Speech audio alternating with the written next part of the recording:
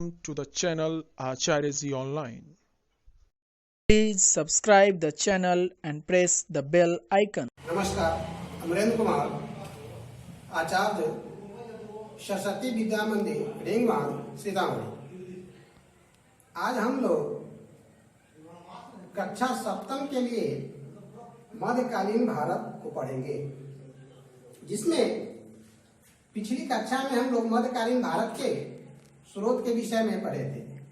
अभी मध्यकालीन भारत के जो ईस्वी सन है उसको हम लोग आज लोग पढ़ेंगे। पहले मध्यकालीन भारत को दो भागों में बांटा गया है। पहला पूर्व मध्यकालीन भारत और दूसरा उत्तर मध्यकालीन भारत।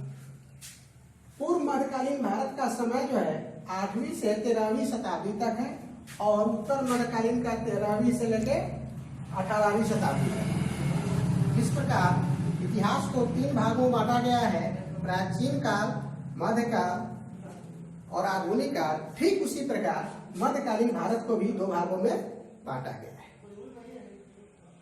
मध्यकालीन भारत भारतीय उपमहाद्वीप का इतिहास है। इसमें इस समय अनेक परिवर्तन हुए। अब हम लोग भारतीय उपमहाद्वीप के कुछ देशों का नाम जान लेंगे।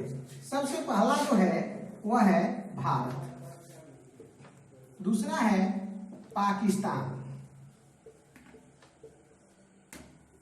तीसरा है बांग्लादेश,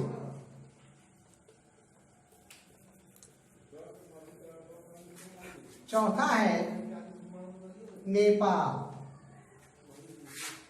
पांचवा है भूटान और छठा है म्यांमार।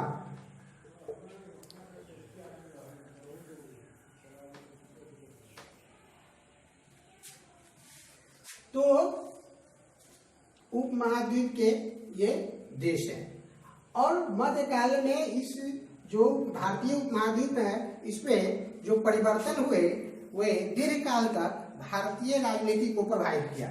तो प्रभावित होने वाले कुछ बिंदु जो है, पहला जो है वह सामाजिक।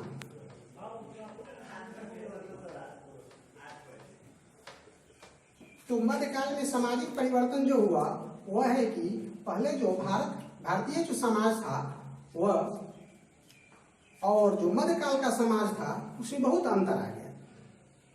प्राचीन काल में भारतीय समाज में स्त्रियों का स्थान ऊंचा था, संपत्ति में अधिकार था, शिक्षा ग्रहण करने का अधिकार था, वह अपना विचार कहीं व्यक्त कर सकता था।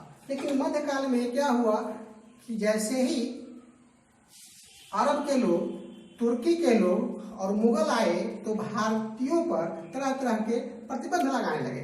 इस कारण प्रदा प्रथा, बाल विवाह और सती प्रथा आदि कुरीतियां भारतीय समाज में पनपने लगी। तो सामाजिक हो गया परिवर्तन। दूसरा हो गया आर्थिक। इसमें क्या प्रभाव पड़ा मध्यकाल में कि पहले राजा जो कर लेते थे वह अपने सामंतों के द्वारा कर तहसीलते थे। लेकिन मध्यकाल में क्या हुआ कि राजा का भी कर होता था और सामंत का भी कर अलग से होता था। अनेक प्रकार के कर से समाज प्रभावित होने लगे और आर्थिक स्थिति कमजोर हो गई। और तीसरा है धार्मिक परिवर्तन क्या हुआ? प्राचीन काल में जो हून, शक, जो कुषाण जो आए तो भारतीय प्राचीन सनातन धर्म में मिल गए। भारतीय धर्म को शैव धर्म, वैष्णव धर्म और बौद्ध धर्म, जैन धर्म को उन्होंने अपना लिया। लेकिन मध्यकाल में जो अरब के निवासी आए वे अपने साथ संस्कृति लेके आए, नए संस्कृति लेके आए। वह भारतीय संस्कृति सभ्यता को नहीं अपनाए, नहीं यहाँ की भाषा को अपनाए। भाषा भी क्या हुआ कि वो अरबी, फारसी, तुर्की भाषा अपनाए। भारतीयों का जो भाषा था वह संस्कृत भाषा था, इसलिए धार्मिक प्रभाव भी पड़ा। तो अरब से जो लोग आए तो यहाँ परेशानी हुई तो उन्होंने एक नया क्या किया कि उन्होंने सूफीवाद का प्रारंभ किया, जिन्होंने भजन कीर्तन के माध्यम से ईश्वर को खुश रखते थे। भारत में क्या हुआ, धार्मिक आंदोलन हुआ, भक्ति आंदोलन, जिसमें उन्होंने जो कट्टर मुसलमान जो थे भारतीयों को जो तरह तरह के परेशान करते थे, उससे मुक्ति दिलाने के लिए भारतीय मनीषियों ने भक्ति आंदोलन चलाया। और चौथा है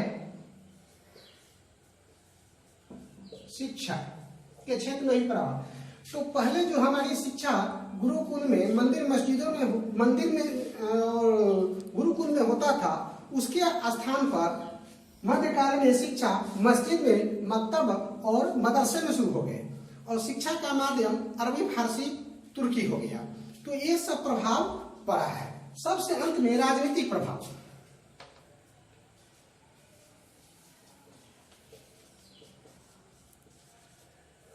यह दीर्घ काल तक चला है। राजनीतिक प्रभाव ऐसा हुआ कि यहाँ जो जनता था, भारत की जो जनता था, उसको तरह तरह के टैक्स देने पड़ते थे। जजिया कर हुआ, धार्मिक कर हुआ, तीर्थ कर हुआ, न जाने कैसे कैसे। तो यहाँ के जनता को त्रस्त कर दिया गया। विदेशी लोग जो आए तो उनको तो यहाँ क्या है कि लोगों को, भारतीय लोग जो सनातन धर्मावलंबी है उसको उन्होंने काफिर समझते थे और उनको तो अपना इस्लाम धर्म प्रचार करना था। इसलिए भारतीय राजनीति पर भी बहुत गहरा प्रभाव पड़ा।